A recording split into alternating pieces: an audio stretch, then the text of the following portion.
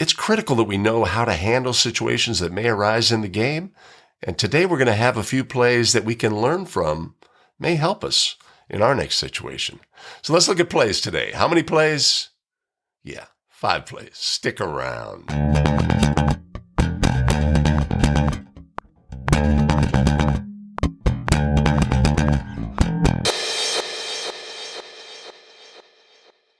Hey, welcome back, everybody. It's Greg Austin with a Better Official. We craft video to help basketball officials get better. And we're going to do that today by looking at plays, looking at all of the things. And as we like to do, let's start with a you make the call play. What do you have on this jump ball scenario?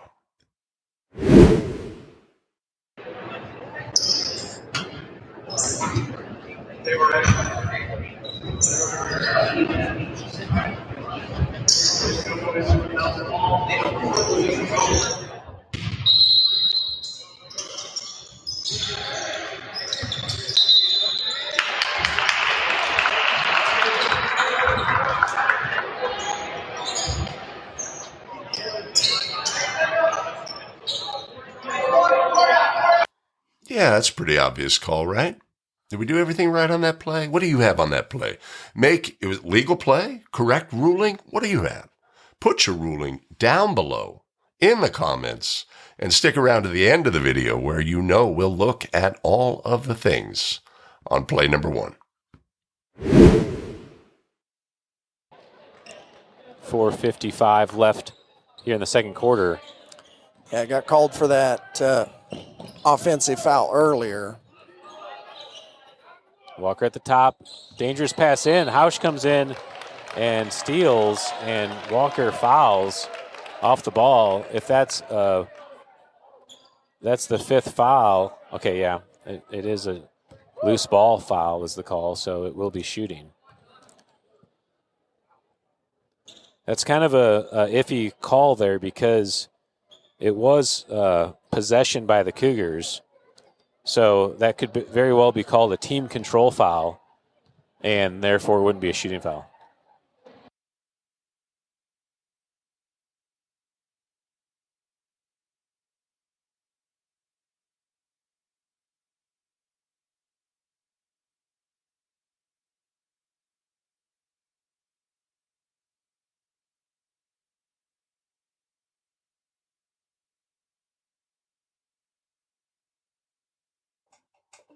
All right, so the rule of thumb is if the announcer knows the rules better than you, that's a problem.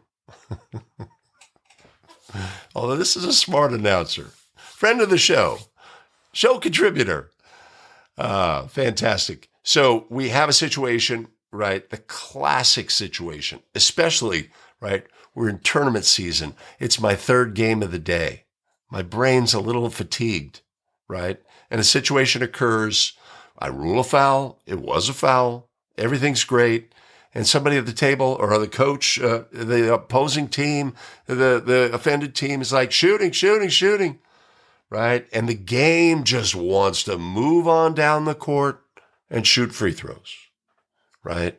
But the question that we have to ask is, was there a change in team control? Did the player who was fouled gain player control on the court? And in the absence of that, this is a team control foul. We will not attempt any free throws, and to do so would be award unmerited free throws.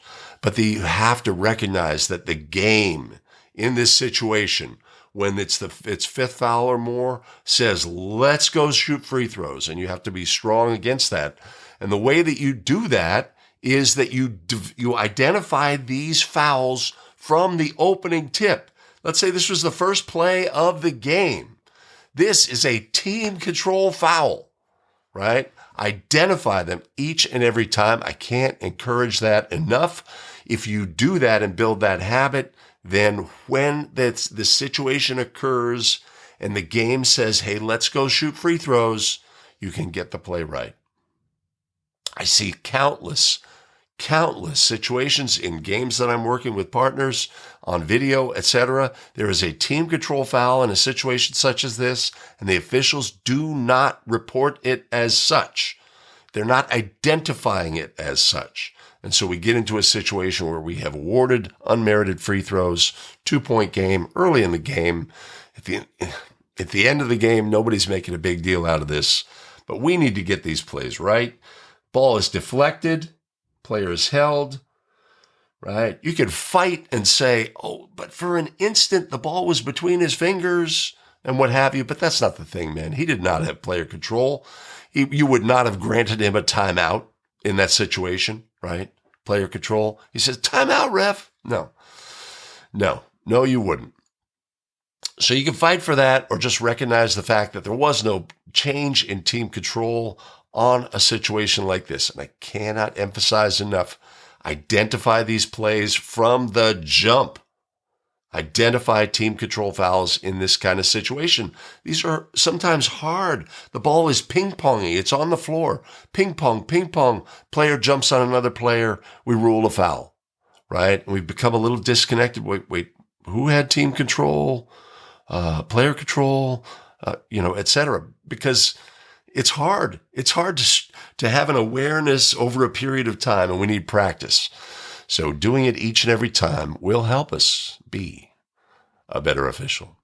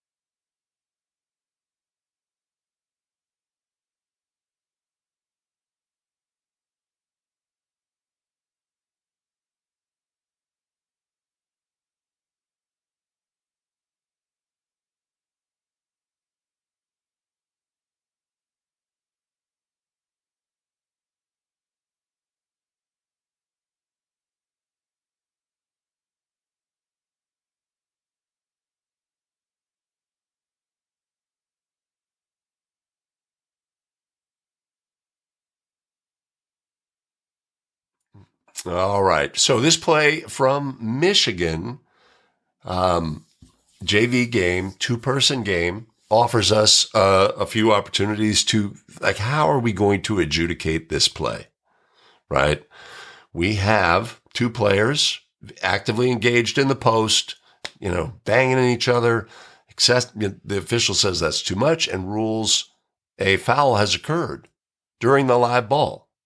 And then during the dead ball, those 2 players say, I still don't like you. And they start pushing and shoving. And there's an action to the head of one of the players. And the officials get together and deem that those 2 players were fighting. Okay. There's a penalty for that. Right. So we have live ball fouls and then we have dead ball fouls. And we need to, when we adjudicate plays like this, take into account all of those things.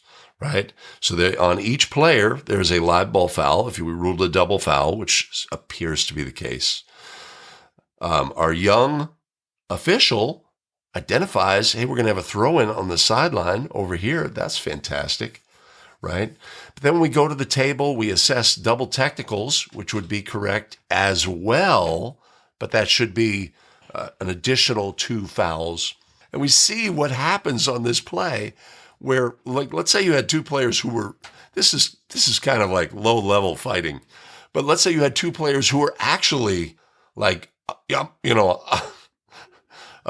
say there was more animosity involved. And then our player in white goes towards the locker room, and then our player in blue goes towards the locker room. Is there any chance that they're out in the hallway together? And maybe they can re-engage? in their fighting scenario. So, and then we end up shooting free throws in this situation, which would be inappropriate as well. Of course, the penalty for a double foul, point of interruption. The penalty for a double technical, point of interruption, right? The fouls are assessed. There are no free throws attempted. The way we should have handled this was the two players are assessed personal fouls for their double foul during live ball. The two players are assessed technical fouls for fighting during dead ball. Both of those players are disqualified by rule, National Federation of High School. In the end, 2 additional fouls should have been added to each team's total, and the game resumed at the point of interruption with no free throws. If we see these plays that we have to layer and we have to figure what's the proper adjudication, it's really helpful when they actually occur in our game.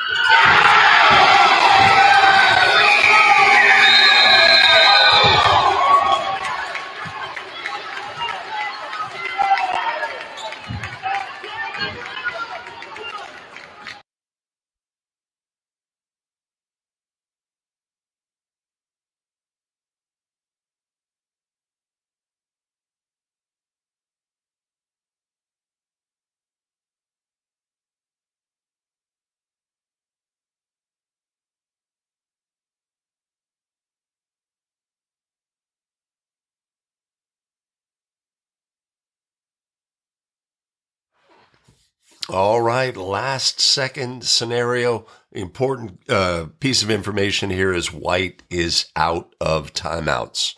They have exhausted their supply of timeouts, used their final one. The opponent scores, and a player from White, I think it's White 5, animated, timeout ref, timeout ref. What is the way that we're supposed to handle that? Did he request the timeout while there was team control holding the ball? Or was the ball in flight? Or was it a combination of both? You've got a coach who recognizes the situation, putting a lot of pressure. Obviously, in this situation, we don't want to rule a technical foul for an excessive timeout. That's almost our inclination. I don't want to screw the game up. We want to let it play out, etc. This player is making a mistake. But in this situation, I don't think we can ignore it, man. It's not like a subtle, hey, something that we can, it's like, come on, ref, a timeout, timeout, timeout. I think we have to assess there. Yeah, it's unfortunate, but it's also obvious. It's obvious, right? Players make mistakes. Sometimes their mistakes cost their teams games. Coaches make mistakes. Players make mistakes. Human beings make mistakes, right? But we, as basketball officials in this situation, do not have the authority to ignore the player's request for a timeout, right? So if we take a look, the throw-in begins, right? The goal is scored. Immediately, right? The ball becomes live, right? If we say that I didn't know that the throw-in had begun, right? But the ball was dead and the player was requesting a timeout. The ball became live at some point when the thrower stepped out of bounds and the official began their count. And all during that time, our players requesting the timeout, we have to grant the timeout, right? In the situation where we grant a timeout and it's an excess timeout, we grant the timeout. The teams are entitled to the timeout, but the resulting penalty is a team technical foul. Black, 2 free throws on the ball, and the game is effectively over, right? It's unfortunate. We want our games to end in spectacular fashion, right? A chance to go in, the ball bounces off the ring, ooh, ah, etc. But our player makes a mistake here. Yeah. Great to see these plays when they occur so that when the game is compressed, we're final few seconds, coach over your shoulder, player requesting, etc., all the things, we can make the right decision on the play.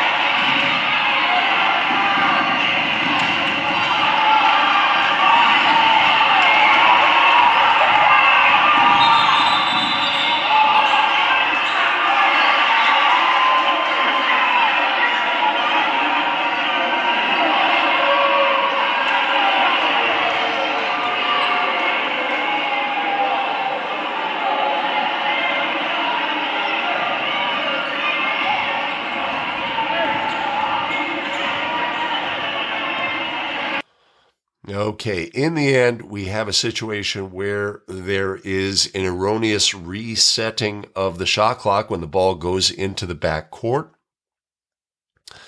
Of course, the shot clock had not been reset, so the question becomes, has a violation occurred on this play? How would we determine that? What are the habits and fundamentals, right?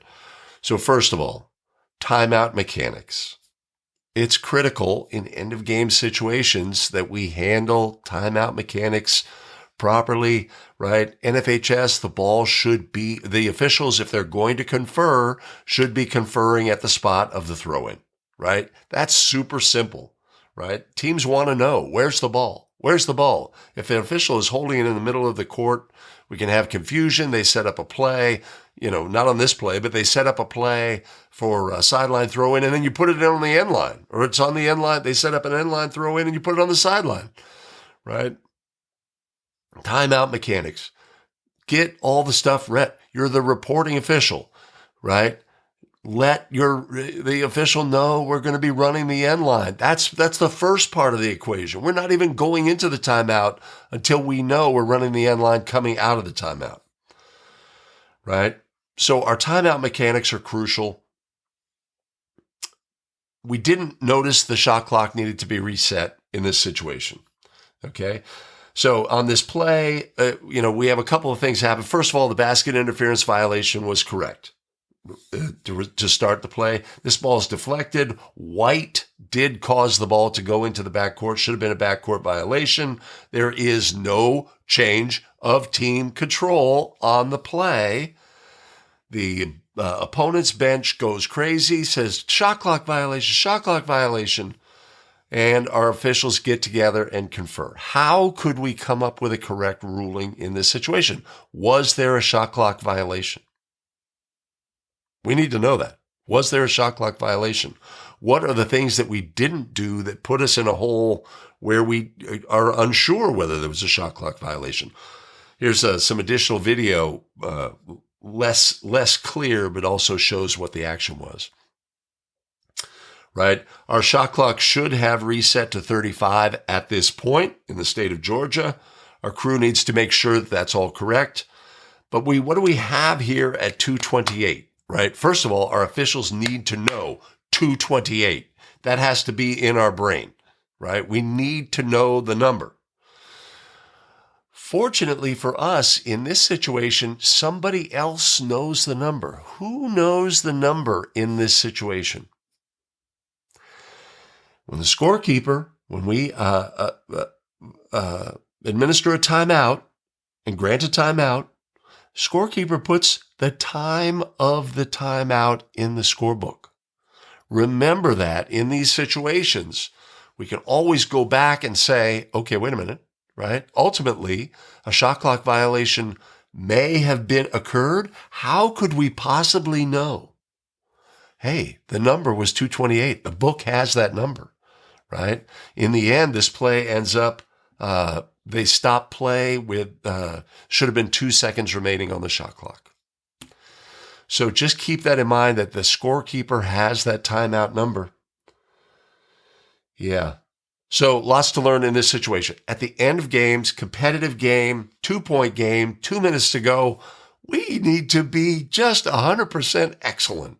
And we build all of our skills so that we are excellent in game and end of game situations. We're just crossing T's, dotting I's, doing the things that we do habitually all the time to ensure that we are buttoned down and get everything absolutely correct in these situations, and we don't open the door for a possible mistake, right? We're going to make mistakes when we're fatigued. We have habits and fundamentals that help us ensure that we can overcome those by doing the right things, the communication. Hey, that's an end line throw-in coming in, well, right there, right? Hey, let's go back to the spot and have our discussion here. Let's not do it out in the middle of the court, right? Let's make sure that we cover what we need to cover, and then we get to our spots and we get those teams out and we get the game going, et cetera, right? Great to see end of game situations so that we can just say, oh man, would that have happened to me? Would I always be aware of the number on the shot clock, et cetera? Because we want to be great at the end of the game. Hey, back at the start of the show, we had that you make the call play, jump ball scenario. What did you have? Well, let's look back. Let's look back and review play number one.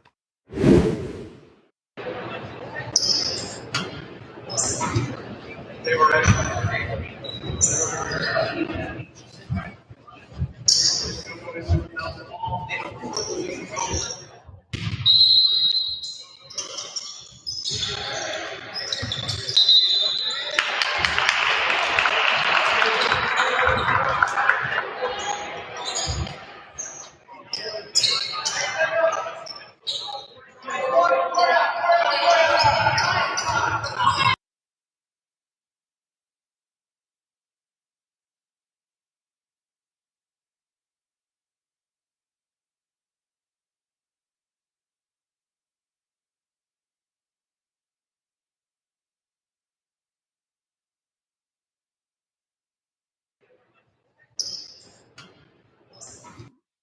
Okay, this play is a mind-bending play for me, right?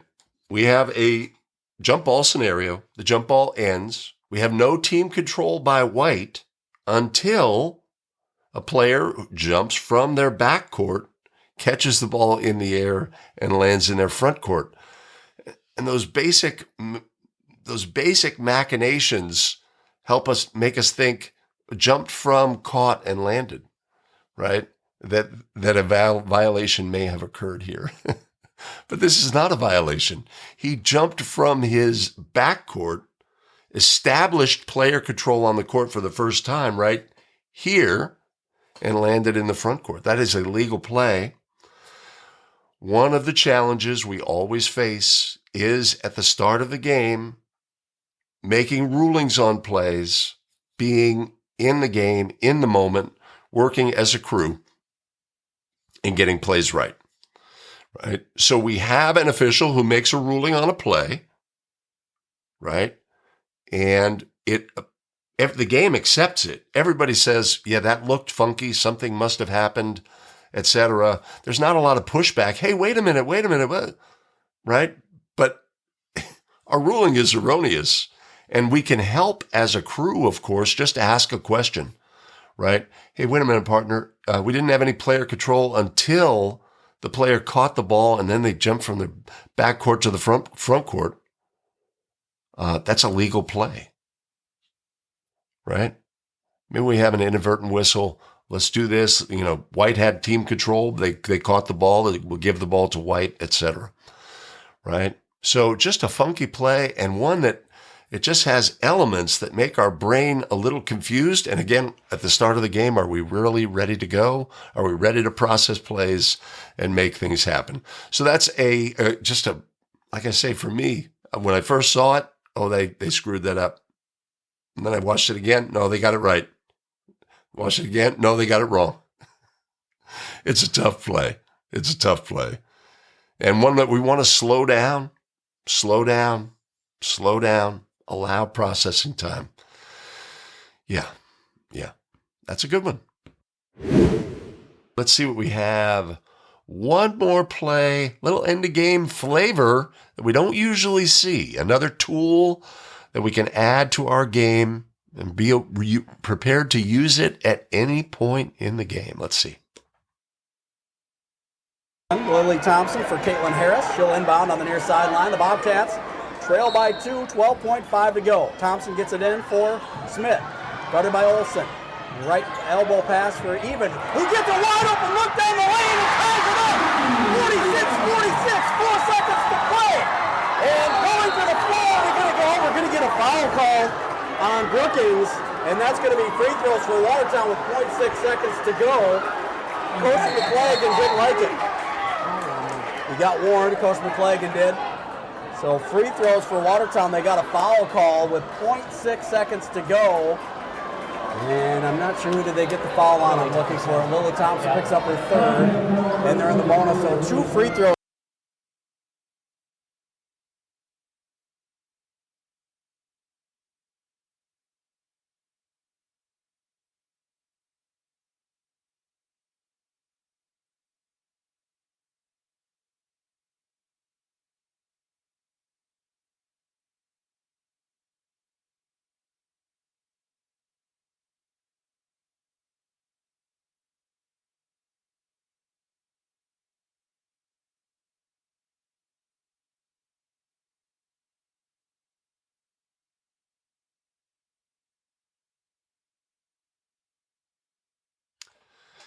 Can you give a warning to a coach with 0.6 seconds on the clock?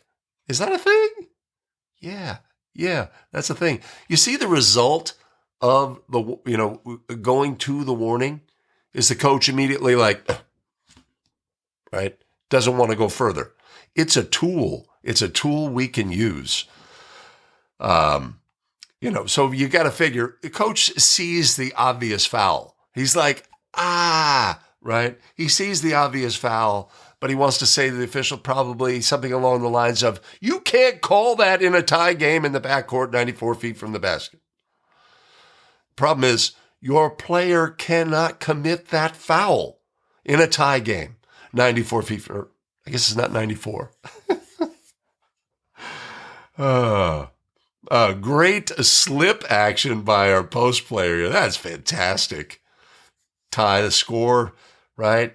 Press is on. Just too much. What are you doing? Don't foul.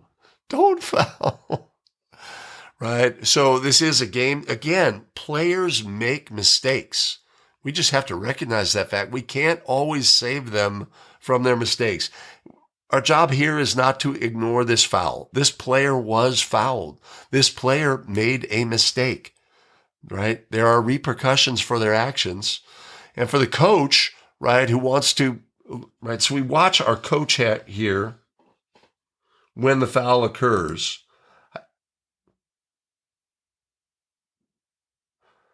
He knows his player fouled, right? But again, coaches oftentimes shift into, well, I'm going to like go after the official as a reflex about putting a call on this. He knows his player fouled, right? So a tool we have throughout the game, a way to make the game better, a way to handle a situation. Coach crosses a line. Do we want to assess a technical foul here? No. Do we have tools at our disposal here? Yes. Can we use them this late in the game? Yes. Yes. Have your tools, have them ready, be ready to use them when the game calls for it. Hey, thanks for watching the show today. Much appreciated. There were lessons to be learned from each of the plays that we had. One lesson that I've learned is we have tremendous show supporters. I want to give them a shout out now. Much appreciated and much love. You can always buy us a coffee at abetterofficial.com/coffee.